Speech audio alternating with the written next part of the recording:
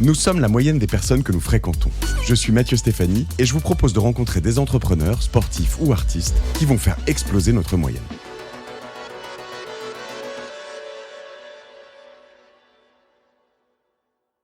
Vous avez donc une team de sponsors Red Bull, c'est ça ? Ouais, une quarantaine. Une quarantaine de Français. Ouais. En fait, je me posais la question en écoutant ce que tu disais.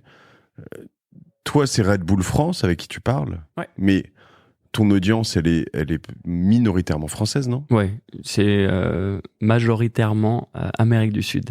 Ah ouais. C'est énorme le BMX en Amérique du Sud. Au Brésil, au Mexique, au Chili, bien sûr aux États-Unis, beaucoup au Japon, mais finalement très peu Enfin, si, il y en a en France quand même, mais très peu en France. Et je dis ça parce qu'on se rend compte que t'es un mauvais. Tu devrais pas être chez Red Bull France, ils vont te virer. Non.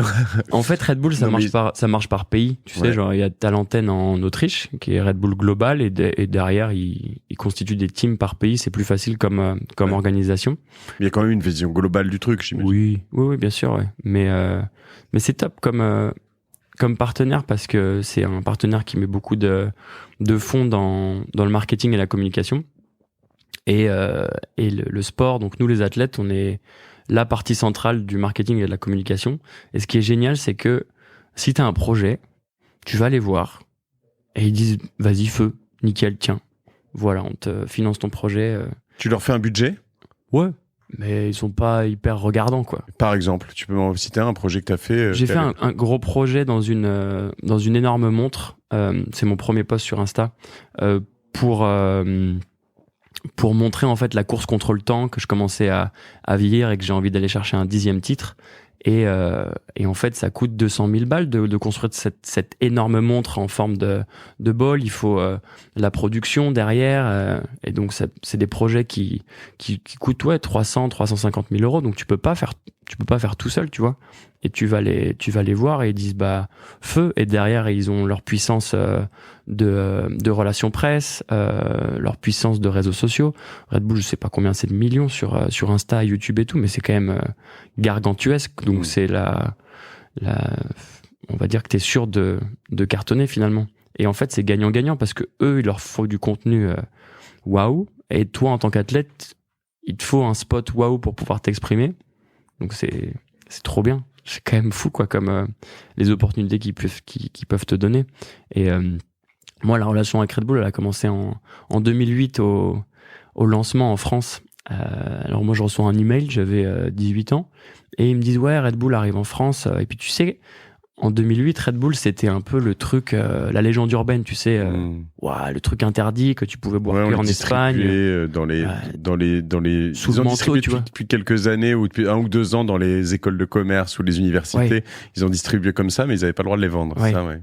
Et donc ils m'envoient un email et ils me disent on fait le lancement en France, est-ce que tu peux nous aider à faire le lancement? Il y a un mec qui va sauter de la Tour Eiffel, il y a un mec qui va rider sur le toit du CNIT à la Défense. C'était Chris qui sautait? Non, c'était pas en roller. Non, c'était Uli Guillenschatz qui a sauté en base jump depuis la Tour Eiffel. Okay.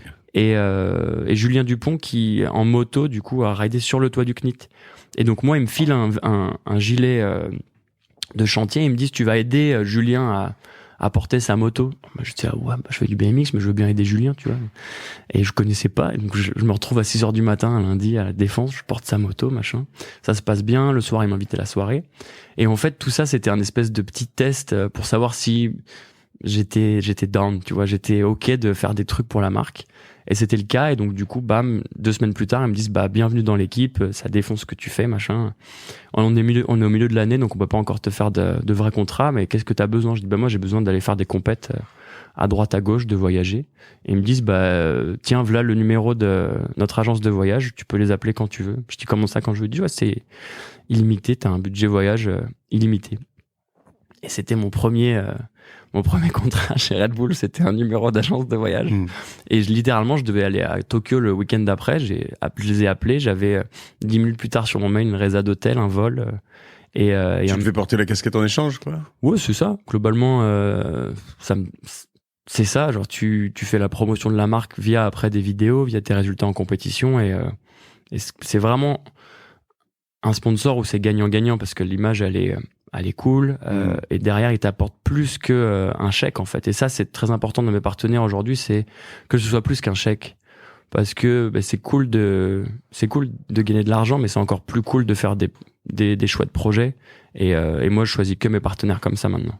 Ils sont hallucinants quand même. Ils ont 15 ans d'avance, même plus, parce que tu vois, il y en a quand même plein qui n'ont pas du tout compris ça encore.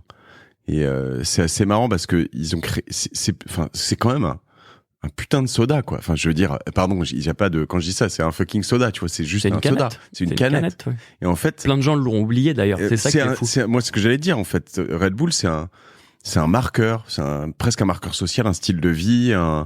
Ils ont imposé un truc de la Formule 1 au sport extrême, au street, dans lequel en fait, tu vois, c'est un peu comme Pepsi et Coca. T'es team Red Bull ou Monster, mais en l'occurrence Monster. Bon, là en France, ils n'existent pas trop, mais ils font des énormes chiffres aux États-Unis. Ouais. Monster, c'est vraiment très. C'est un peu comme Pepsi, très en fait, américain. Et Coca, quoi. Ouais. Oui, c'est.